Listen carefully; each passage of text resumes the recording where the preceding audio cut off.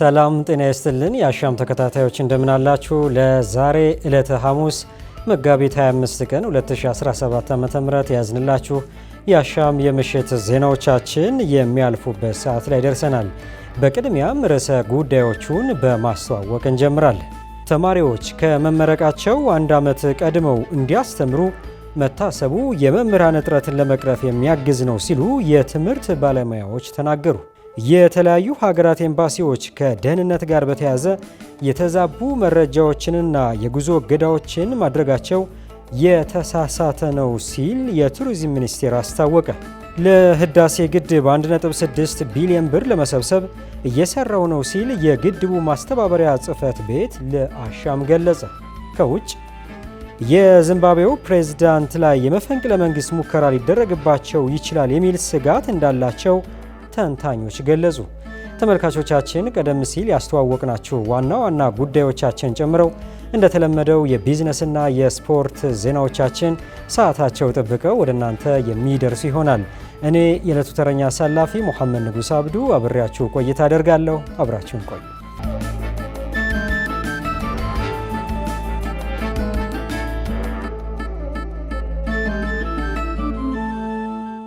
ተማሪዎች ከመመረቃቸው አንድ ዓመት ቀድመው እንዲያስተምሩ መታሰቡ የመምህራን እጥረትን ለመቅረፍ የሚያግዝ ነው ሲሉ የትምህርት ባለሙያዎች ተናገሩ። የትምህርት ሚኒስትሩ ብርሃኑ ነጋ በትላንትናው ዕለት በሕዝብ ተወካዮች ምክር ቤት የሰው ሀብት ልማት ስራ ስምሪትና ቴክኖሎጂ ጉዳዮች ቋሚ ኮሚቴ የ12ኛ ክፍል ሀገር አቀፍ መልቀቂያ ፈተና የተማሪዎች ውጤት ዝቅተኛ የሆነበትን መንስኤ በተመለከተ ጥናት ባቀረቡበት የዩኒቨርሲቲ ተማሪዎች ከመመረቃቸው በፊት ማህበረሰቡን ለአንድ ዓመት በቅድሚያ እንዲያስተምሩ ወይም ደግሞ እንዲያገለግሉ የሚያደርግ አሰራር ተግባራዊ ለማድረግ እቅድ መያዙ መግለጻቸው ይታወቃል። ይህንኑ ተከትሎ አሻም ያነጋገረቻቸው የኮተቤ ትምህርት ዩኒቨርሲቲና የአዲስ አበባ ዩኒቨርሲቲ ትምህርት ባለሙያዎች አስተያየታቸውን አጋርተዋል። መስከረም አዲሱ እንደሚከተለው ታቀርበዋለች።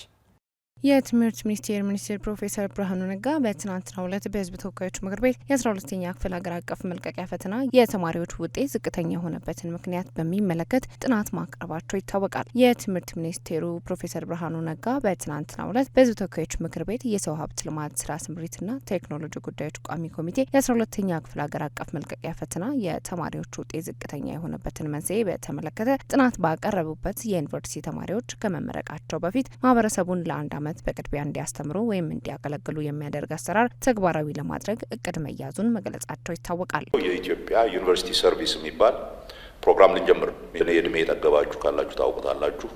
ዩኒቨርሲቲ ተማሪዎች 3ኛ ዓመት ሲጨርሱ 4ኛ ዓመት ከመግባታቸው በፊት ለአንድ ዓመት በነጻ ያስተማራቸውን ማህበረሰብ ለማገልገልም ራሳቸውም ተግባራዊ ትምህርት እንዲያገኙ በየክልሉ ሄደው በየሙያቸው ይሰሩ ነበር።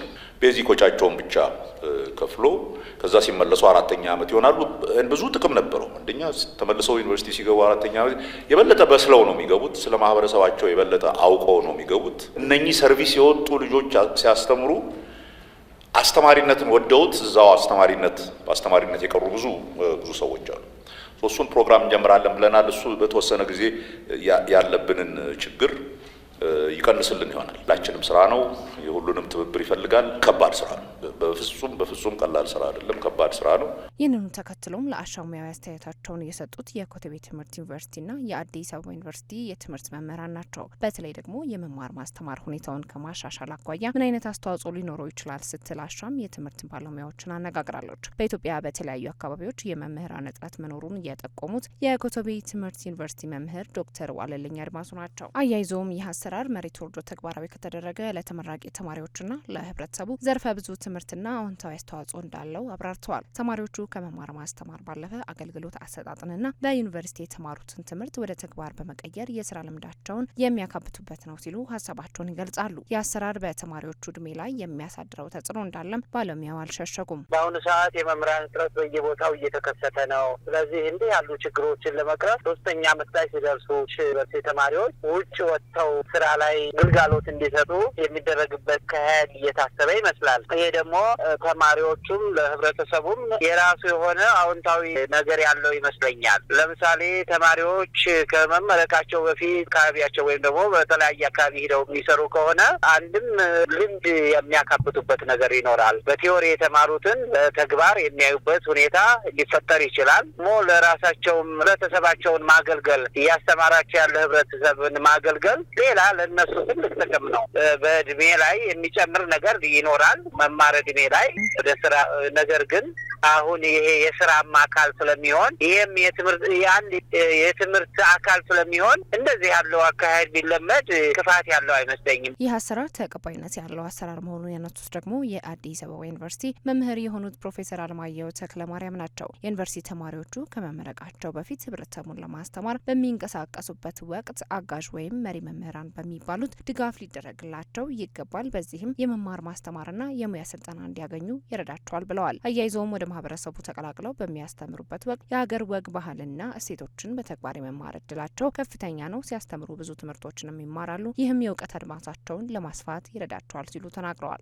ልጆቹ ሰርቪስን ይማራሉ፣ ስራ ላይ ልምምድ ያደርጋሉ። ዝም ብሎ በቲዮሪ የተማሩትን በተግባር የማገናኘት ልምድ ይኖራቸዋል። ማህበረሰቡን፣ ባህሉን፣ እሴቱን ይማራሉ በተግባር እነሱም እውቀት ይጨምራሉ።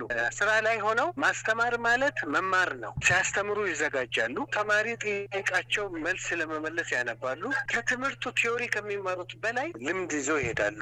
ወይንም ትንሽዬ የመማር ማስተማር ኮርስ ተምረው መሄድ አለባቸው። እንዴት እንደሚያስተምሩ ቤዚክ የሆነ ነገር ይዞ መሄድ አለባቸው። እዛ በሚያስተምሩበት ጊዜ ሲኒየር መምህራን አሁን መሪ መምህራን የሚባሉ በእነሱ ኢንዳክሽን ይባላል የማለማመድ ስራ ድጋፍ ሊደረግላቸው ይገባል። ስለዚህ ዝም ብሎ ብቻቸውን የሚለቀቁም አይደሉም። አንደኛ ቤዚክ የማስተማር ኮርስ ይወስዳሉ ክረምቱን። ሁለተኛ እዛ ሲሄዱ ደግሞ ኮንቲኒየስ ፕሮፌሽናል ዴቨሎፕመንት ኢንዳክሽን የሚከታተላቸው ሱፐርቫይዝ የሚያደርጋቸው ሲኒየር መምህራን መኖርም አለባቸው። የትምህርት ሚኒስቴር በእቅድ የያዘው ይህ የተማሪዎች ከመመረቃቸው 1 ዓመት በፊት የማስተማር አሰራር ተግባራዊ ቢሆን በኢትዮጵያ የሚታየውን የመምህራን እጥረት ለመቅረፍ እንዲሁም ተማሪዎችን ለማብቃትና ውጤታማ ትውልድ ለመገንባት ይጠቅማል ሲሉ ባለሙያዎቹ ከአሻም ጋር ባደረጉት የስልክ ቆይታ ሙያዊ ማብራሪያቸውን ሰጥተዋል። ይህ አሰራር በፍጥነት ተግባራዊ መሆን በኢትዮጵያ ያለውን የመማር ማስተማር ችግር ለመቀነስ እንደሚያግዝም ነው ባለሙያዎቹ የተናገሩት። የተለያዩ ሀገራት ኤምባሲዎች ከደህንነት ጋር በተያያዘ የተዛቡ መረጃዎችንና የጉዞ እገዳዎችን ማድረጋቸው የተሳሳተ ነው ሲል የቱሪዝም ሚኒስቴር አስታወቀ። በተመሳሳይ ጉዳይ ከሳምንት በፊት ስማርት ትራቭል የተሰኘ ዓለም አቀፍ ድረገጽ ወደ ኢትዮጵያ የተለያዩ ክልሎች ተጓዦች ከደህንነት ጋር በተያያዘ እንዳያመሩ የጉዞ እቅዳቸውን ደግመው ቢያጠኑት ሲል ማስነበቡ ይታወሳል። አሻም በወቅቱ ይህንኑ ተከትላ በጉዳዩ ላይ አስተያየትና ምላሾችን እንዲሰጧት የኢፌዴሪ ውጭ ጉዳይና ቱሪዝም ሚኒስቴር መስሪያ ቤቶችን ለማነጋገር ሙከራ ማድረጓ ጠቅሳ መዘገቧ ይታወሳል። ናትናኤል በላይ በሀገራችን የቱሪዝም ፖሊሲ ረጅም ዓመታትን ያስቆጠረ ሲሆን በእነዚህ ጊዜያት በሀገራችንም ሆነ በዓለም አቀፍ ደረጃ በርካታ ተለዋዋጭ ሁኔታዎች ተከስተዋል። በዚህም የቱሪዝም ሚኒስቴር ፖሊሲው በይዘትም ሆነ በአፈጻጸም ምን አይነት ክፍተቶች አሉበት በሚል ረጅም ግምገማዎችን ስሰራ ቆይቻለሁ ብሏል። ሚኒስቴሩ ከበርካታ ባለድርሻ አካላት ጋር የተለያዩ አይነት ውይይቶችን አድርጎ ፖሊሲው መከለስ እንዳለበት ከድምዳሜ ላይ ደርሷል። በዓለም አቀፍ ደረጃ በቱሪዝም ዘርፍ ተወዳዳሪ የሆኑ ሀገራት ልምዶችን በመፈተሽም የፖሊሲ ቀረጻ ተደርጓል። ሀገራችን ኢትዮጵያም በዓለም ካሉ ሀገራት በቱሪዝም ዘርፉ ካላት እምቅ ሀብት በቀዳሚነት የምትቀመጥ ናት። ለዚህም ዘመኑን የዋጀ የቱሪዝም ፖሊሲ ያስፈልጋታል ያሉት የቱሪዝም ሚኒስቴር ሚኒስትር የሆኑት ሰላማዊት ካሳ ናቸው። እንደሚታወቀው ሀገራችን በተለይ በቱሪዝም ሀብቷ የምትታማ ሀገር አይደለችም። ታሪካዊ፣ ተፈጥሯዊ እንደዚሁም ሰው ሰራሽ እሴቶቿ በዓለም ካሏት ሀብቶች በቀዳሚዎቹ ተርታ የሚያስቀምጧት ብዙ እምቅ አቅም ያላት ሀገር ናት። ይህንን እምቅ አቅሟን ለመጠቀም እንድትችል ደግሞ ከጊዜው ጋር የሚራመድ እንደዚሁ አሁን ሀገራችን የሄደችበት ያለው በተለያዩ ዘርፎች ላይ የተከናወኑ የሚገኙ የለውጥ ስራዎችን የሚመጥን በአጠቃላይ ደግሞ ለቱሪዝም ዘርፉ የተሰጠውን ፖለቲካዊ እንደዚሁም በኢንቨስትመንቱ በተለያየ መልኩ እያገኘ ያለውን ድጋፍ የሚመጥን የፖሊሲ ማዕቀፍ ያስፈልጋታል። ይሄ ፖሊሲ ማዕቀፍ ወቅቱ እንዲመጥን ማድረጉ አንዱ ሆኖ ሳለ ዘርፉ የሚፈልገውን ድጋፍ ደግሞ እንዲያገኝ ስትራቴጂክ የሆነ አመራርን ለመስጠት በእጅጉ አስፈላጊ እንደሆነ ይታወቃል። እስካሁን ስንገለገልበት የቆየነው የቱሪዝም ፖሊሲ 13 ዓመት ገደማ ያስቆጠረ መሆኑን ያነሱት ሚኒስትሯ በሀገራችን ያለው የቱሪዝም ዘርፍ ለማሳደግና ለማጎልበት ዘመናዊና ተወዳዳሪ የቱሪዝም ፖሊሲ አስፈላጊ ነው ብለዋል። አሁን እየተገለገልንበት ያለነው የቱሪዝም አጠቃላይ ሀገር አቀፉ ፖሊሲ ወደ 13 ዓመት አካባቢ ሆኖታል። በእነዚህ ዓመታት ውስጥ የቱሪዝም ዘርፉ ላይ ያለው እይታ ደግሞ በእጅጉ መቀየሩን ሁላችንም የምናውቀው ነው። ይህንን በሚመጥን መልኩ ከጊዜው ጋር የሚራመድ የፖሊሲ እይታም ስለሚያስፈልገን ይህንን ዘርፍ በተደራጀ መልኩ ለመምራት እንዲቻል ይህንን የፖሊሲ ማሻሻያ ስራ ስናከናውን ቆይተናል ላለፉት ጥቂት ወራት። በዚህ ሂደት ውስጥ ብዙ ባለድርሻ አካላት እንዲሳተፉ ስናደርግ ቆይተናል። ለዛሬው መድረክ ከመድረሱ በፊት ማለት ነው። ብዙ ባለድርሻዎች እየተሳተፉበት የመከሩበት ግብአት እየተሰጠበት ለዛሬው ደርሷል። ይህ የቱሪዝም ፖሊሲ ማሻሻያ የተደረገበት ዋነኛ ምክንያቶች ከዘርፉ ተለዋጭ ባህሪ አንጻር የተከሰቱት ለውጦችን ለማስተናገድና በሀገራዊ እድገት ጉልህ ሚና እንዲጫወት ለማስቻል የተባለ ሲሆን ሀገራችን ኢትዮጵያ በዓለም አቀፍ መድረክ ያላት ገጽታ በሚፈለገው ደረጃ እንዲያድግና የቱሪዝም ኢንቨስትመንት በፍጥነት እንዲያደርግ ለማስቻል መሆኑን ሚኒስቴር መስሪያ ቤቱ አስታውቋል። ኢትዮጵያ በአጠቃላይ ፈጣን እድገት እንድታስመዘግብ የቱሪዝም ዘርፉ አይነተኛ ሚና ይጫወታል ያሉት ደግሞ በቱሪዝም ሚኒስቴር የስትራቴጂክ ዩኒት አስተባባሪ የሆኑት ቴዎድሮስ ደርበው ሲሆኑ ዘርፉ ይህን ሚናውን በተገቢው መንገድ እንዲወጣ ደግሞ ጠንካራ የሆነ የፖሊሲ መሰረት ያስፈልገዋል ብለዋል። አሁን ያለው የፖለቲካ ምህዳር በቱሪዝም ዘርፉ ላይ ካለው ተጽዕኖና የውጭ ሀገራት ጎብኚዎችን ሊስብ የሚችል የጸጥታ ሁኔታን ከማረጋገጥ አንጻር አስተባባሪው የተለያዩ ሀገራት ኤምባሲዎች የተዛቡ መረጃዎችን መሰረት ያደረጉ የጉዞ ክልከላዎችን ሲያደርጉ እንደሚስተዋል አንስተዋል። እንግዲህ አንዱ ጉዳይ በተለያዩ ቱሪስት መዳረሻዎች ችግሮች ሊኖሩ ይችላሉ። ግን ለቱሪስቱ ተጨባጭ ትክክለኛ መረጃዎችን መስጠት አንዱ ነው። ከዛ በዘለለ ደግሞ ሚዛናዊ መረጃዎች በተለይ ምክንያቱም አንዳንዴ የውጭ ሀገራት ኤምባሲዎች የተለያዩ የተዛቡ መረጃዎችን የጉዞ ክልከላዎችን ሲያደርጉ ይስተዋላል። ነፃ ሆኖ መጎብኘት የሚችሉባቸውን ቦታዎች ሁሉ ሳይቀር የስጋት ቦታዎች አድርጎ መረጃዎችን የመስጠት ሁኔታ አለ። እሱን በደንብ ተከታትሎ ማረምና ተጨባጭ ትክክለኛ ወቅታዊ መረጃዎችን ለቱሪስቱ ተደራሽ ማድረግ አንዱ ነው። የአዲሱ ፖሊሲ የኢትዮጵያ የቱሪዝም ዘርፍ ከሚቀጥሉት 10 ዓመታት በኋላ በአፍሪካ ቀዳሚ የቱሪስት መዳረሻ እንድትሆን ለማድረግ ታቅዶ የተቀረጸ ነው ያሉት አስተባባሪው አሁን ላይ ሚኒስቴር መስሪያ ቤቱ የያዘው መንገድም ይህን ራዕይ ማሳካት የሚችል ስለመሆኑ ጠቁመዋል። ከ10 ዓመት በኋላ ይሄ ፖሊሲ ማሳካት ያለበት ተወዳዳሪ በሀገራዊ የቱሪዝም ዘርፍ ተወዳዳሪና ዘላቂ በሆነ መንገድ እንዲለማ በማድረግ ከአፍሪካ ቀዳሚ ከሆኑ ፕሪሚየር ቱሪስት ዴስቲኔሽንስ ወይም ደግሞ የቱሪዝም ሀገራት መካከል ቀዳሚ አንዷ ማድረግ ነው። በአፍሪካ አሁን ያለንበት ደረጃ ይታወቃል። ብዙ ሀገራት ከኛ ቀድሞ የሄዱበትም ሁኔታ አለ። በቱሪዝም አጠቃላይ ፐርፎርማንስ እና የያዝነው መንገድ ግን አሁን የያዝነው መንገድ ቀዳሚ በአፍሪካ ቀዳሚ የሆኑ የቱሪዝም መዳረሻ ለመሆን የሚያስችል ነው። ከ10 ዓመት በኋላ ኢንቪዥን የምናደርገው እሱ ነው። የቀደመው የቱሪዝም ፖሊሲ ተሟላ ሕግ ማዕቀፍ ያልነበረው ምቹ የኢንቨስትመንት ምህዳር ያልነበረው መሆኑ ያተገባበሩ ውስንነት መኖሩና በቱሪዝም ያሉ ተዋናያን መካከል ያለው ቅንጅት የላላ በመሆኑ ፖሊሲው በአዲስ እንዲተካ ምክንያት ሆኗል ነው የተባለው። የኢንቨስትመንት ማበረታቻዎችም ጭምር ጉድለት የነበረባቸውና ባለሙ አካባቢዎች የሚደረጉ የኢንቨስትመንት ስራዎች በትላልቅ ከተሞች ከሚደረጉ ኢንቨስትመንቶች ተመሳሳይ ማበረታቻዎች የሚገኙበት ስርዓት ስለነበር አዲስ የቱሪዝም ፖሊሲ አስፈላጊ ሆኗል ሲል የቱሪዝም ሚኒስቴር ገልጿል። በተመሳሳይ ጉዳይ ከሳምንት በፊት ስማርት ትራቭል የተሰኘ ዓለም አቀፍ ድረገጽ ወደ ኢትዮጵያ የተለያዩ ክፍሎች ተጓዦች ከደህንነት ጋር በተያያዘ እንዳያመሩ የጉዞ እቅዳቸውን ደግሞ ቢያጤኑት ሲል ማስነበቡ ይታወሳል። አሻም በወቅቱ ይህንኑ ተከትላ በጉዳዩ ላይ አስተያየትና ምላሻቸውን እንዲሰጡ የኢፌዴሪ የውጭ ጉዳይና ቱሪዝም ሚኒስቴር መስሪያ ቤቶችን ለማነጋገር መሞከሯን ጠቅሳ መዘገቡ የሚታወስ ነው። በቃሊቲና በአካባቢው የሚስተዋለውን የኃይል መቆራረጥ ችግር ለመቅረፍ እየሰራሁ ነው ሲል የኢትዮጵያ ኤሌክትሪክ ኃይል አገልግሎት አስታወቀ።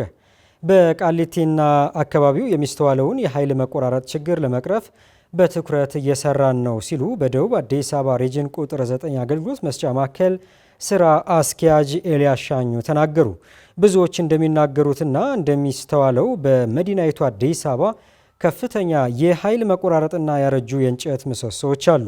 ኤላሻኙ ምሰሶዎችን የመቀየር የረገቡ መስመሮችን የማስተካከል የትራንስፎርመሮችን አቅም ማሳደግና የኃይል ማመጣጠን ስራዎችን በማከናወን አስተማማኝ የኃይል አቅርቦት እንዲኖር ለማድረግ እየተሰራ መሆኑን ጠቁመዋል።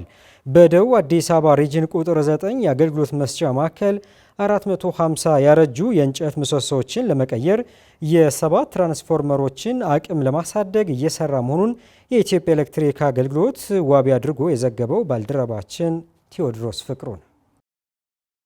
ለህዳሴ ግድብ 1.6 ቢሊዮን ብር ለመሰብሰብ እየሰራሁ ነው ሲል የግድቡ ማስተባበሪያ ጽሕፈት ቤት ለአሻም ገለጸ።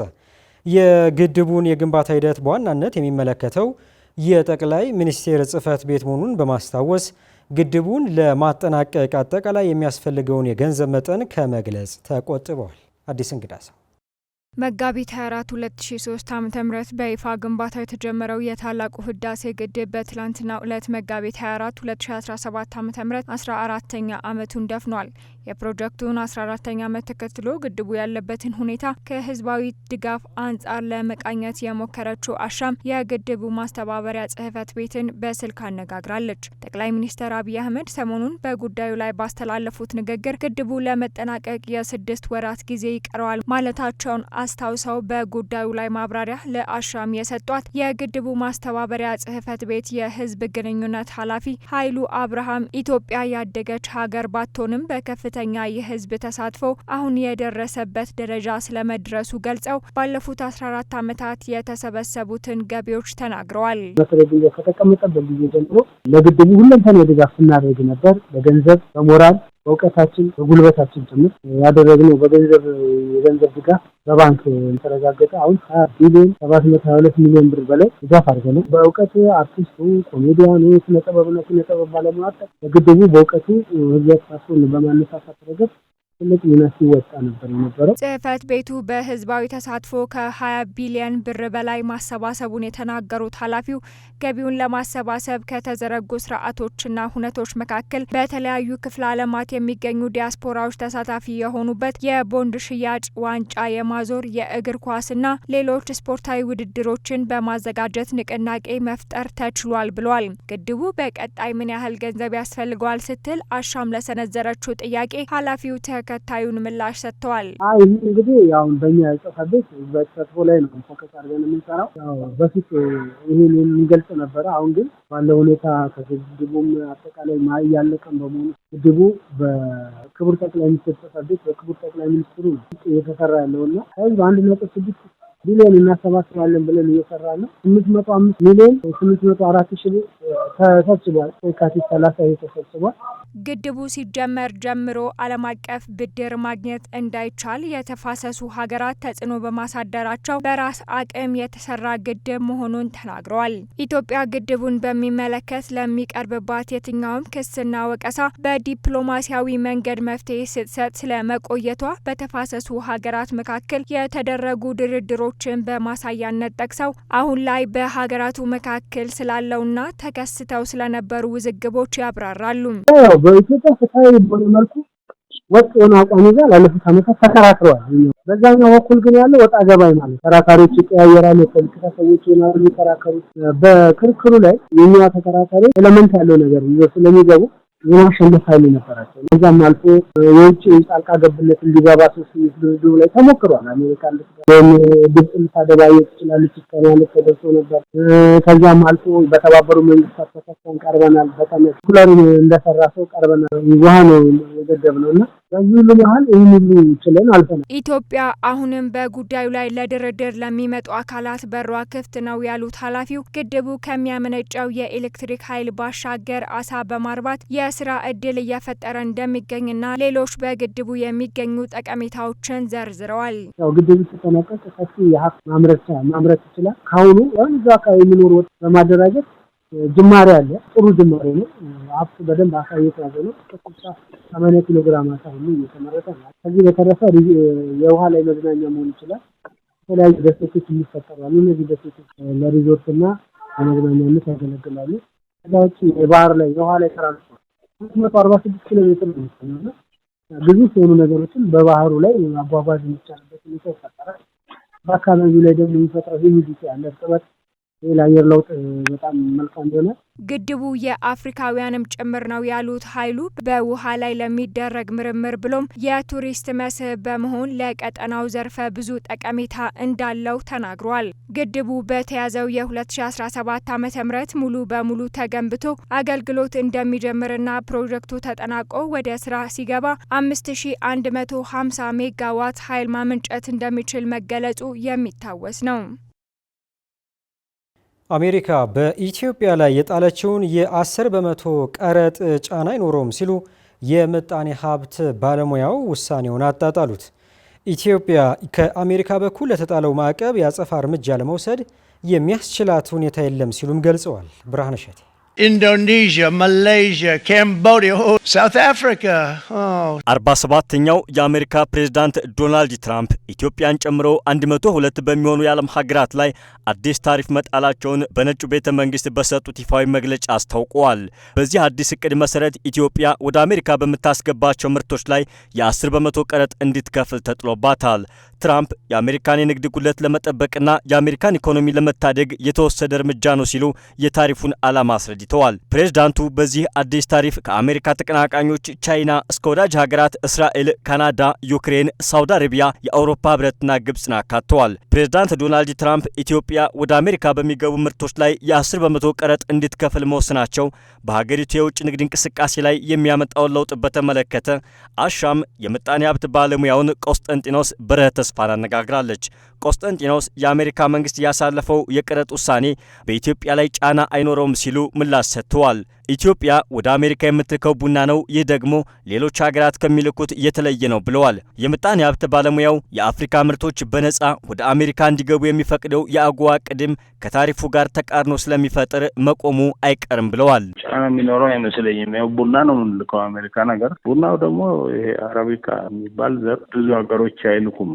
እንዳውም ፕሪሚየም ኮፊ ብሎ ነው የሚወስዱት እና አሁን የምንሸጠው እኛ ጥሬውን ቡና $4 ትንሽ ይጨምር ይሆናል። ከዛ አሁን ቡና ዋጋ ስለጨመረ 10% 40 ሳንቲም ነው የሚጨምሩ። ብዙ ልዩነት አመጣም ለአሜሪካን ገዢዎችም። ስለዚህ በሱ ምክንያት የሚቀርብን ነገር ያለ አይመስለኝም። የአፍሪካ ምርቶች ከቀረጥ ነጻ እንዲገቡ ተብሎ ኮፊ አናን ሄደው ፕሬዚደንት ክሊንተንን አነጋግሮ ፕሬዚደንት ክሊንተን ኮንግረስ አሳምኖ ነው የጀመረው። ፕሬዚደንት ትራምፕ ሊሰርዙ ይችላሉ እስከናካቴው ታሪፍ እንደዚህ ያወሩ አፍሪካ ውስጥ ያለውን የአገዋ ጉዳይ ሊሰርዙ ይችላሉ የሚል ግምት አለ። ስለዚህ ተስፋ ያለው አይመስለኝም። አገዋ አሁን በትንሽ ነገር ከደሃ ሀገሮች 10 በመቶ ምን እያሉ የሚያደርጉት ያለ ማዕቀብ እንደገና መልሰው ደግሞ ከቀረጥ ነጻ ይግባ የሚል ራሱ ተቃርኖ ነው የሚሆነውና አገዋ የሚታደስ አይመስለኝም። ቆስጠንጢኖስ አክለውም ኢትዮጵያ ከአሜሪካ በኩል ለተጣለው ማዕቀብ የአጸፋ እርምጃ ለመውሰድ የሚያስችላት ሁኔታ የለም ሲሉ ገልጸዋል።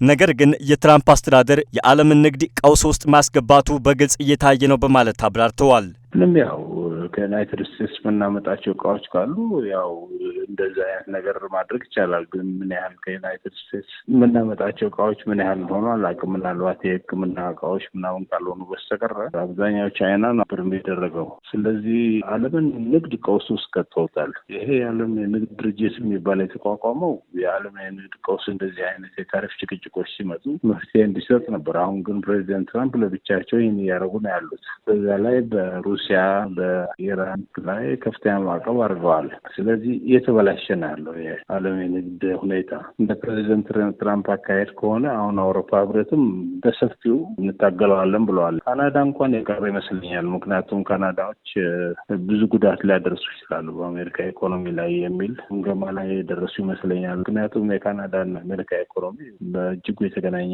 ነው። እንደ ቆስጠንጢኖስ በረኸ ተስፋ ገለጻ ኢትዮጵያ ከአሜሪካ የሚገቡ ምርቶችን ከሌሎች ሀገራት በማስገባት ሊፈጠር የሚችለውን ችግር መቋቋም ትችላለች። ኢትዮጵያ የታላቁ የኢትዮጵያ ህዳሴ ግድብ ሁኔታን ከግንዛቤ በማስገባት የተጣለባት ቀረጥ እንዲነሳ በዲፕሎማሲ ጥረት ማድረግ ይገባታል ሲሉ መክረዋል። እኛ እንግዲህ ያለን አማራጭ ታሪፍ ማድረግ እነሱ ጋር በአንድ በኩል እርዳታ እየሰጡም በሌላ በኩል ታሪፍ ማድረጉ አስቸጋሪ ስለሚሆን ከዩኤስ የምናመጣቸው የነበረው ነገሮች ከቻይና ለማምጣት ለመተካት። ስለዚህ ኢትዮጵያ ዝም ብላ ማለፍ ነው የሚገባት እንጂ አሁን ታሪፍ እንጨምራለን በአሜሪካ ጉዳይ ላይ ብለን እነሱ $1 ቢሊዮን የሚያወጣ ሰብአዊ እርዳታ የሚሰጡን ሀገር ታሪፍ እናደርጋለን ብለን ጭቅጭቅ መጀመሩ አንድ ጥሩ አይደለም። ሁለተኛ በዲፕሎማሲ በኩልም ዩናይትድ ስቴትስ ጋር መገዳደር የሚችል ጉልበት የለንም። በዚህ ጉዳይ ላይ እንደዚሁ ብቻ አንዱ የታሪፍ እንዲነሳልን ዲፕሎማሲያዊ ውይይት ማድረግ ነው። ያደግን ያለን ሀገር ነን ብለን በከፍተኛ ደረጃ ውይይት ሊካሄድ ይገባል። ወዳጅ ሀገር ተብለን ሶማሊያ ውስጥ በእነሱ ምክንያት ገብቶ የእኛ ጦር ሲፋለም የኖረው ያን ሁሉ ትልቅ ነገር ከሚበላሽ አሁን የህዳሴ ግድብ ጭቅጭቅ ስላለብን ከግብጽ ጋራ በዛ ምክንያት አብሮ ደግሞ ሌላ ችግር እንዳያመጣብን ከፍተኛ የዲፕሎማሲ ጫና ዩናይትድ ስቴትስ ላይ፣ ኮንግረስ ላይ፣ ሴኔት ላይ ማድረግ ነው። የኛ ዲፕሎማሲ ጉልበት ነው ዋናው ነገር። ፕሬዝዳንት ዶናልድ ትራምፕ ባስተላለፉት አዲስ የቀረጥ ውሳኔ መሰረት ካምቦዲያ ምርቶቿ ላይ 49% ቀረጥ እንድትከፍል የተወሰነባት ከፍተኛ የታሪፍ መጠን የተጣለባት ሀገር ሆናለች። ኢትዮጵያ፣ አርጀንቲናና ሲንጋፖርን ጨምሮ 20 ሀገራት ዝቅተኛ የተባለው 10% የታሪፍ ጭማሪ የተጣለባቸው ሀገራት ናቸው።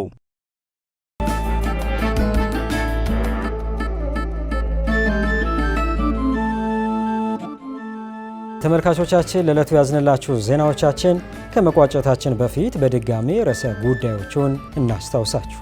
ተማሪዎች ከመመረቃቸው 1 ዓመት ቀድመው እንዲያስተምሩ መታሰቡ የመምህራን እጥረትን ለመቅረፍ የሚያግዝ ነው ሲሉ የትምህርት ባለሙያዎች ተናገሩ። የተለያዩ ሀገራት ኤምባሲዎች ከደህንነት ጋር በተያያዘ የተዛቡ መረጃዎችንና የጉዞ እገዳዎችን ማድረጋቸው የተሳሳተ ነው ሲል የቱሪዝም ሚኒስቴር አስታወቀ።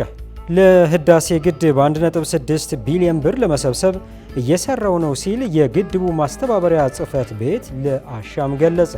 ከውጭ የዚምባብዌው ፕሬዝዳንት ላይ የመፈንቅለ መንግስት ሙከራ ሊደረግባቸው ይችላል የሚል ስጋት እንዳላቸው ተንታኞች ገለጹ።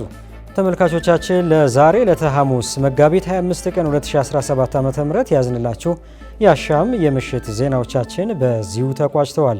እኔ የዕለቱ ተረኛ አሳላፊ መሐመድ ንጉስ አብዱ አብሬያችሁ ቆይታ አድርጌ ነበር።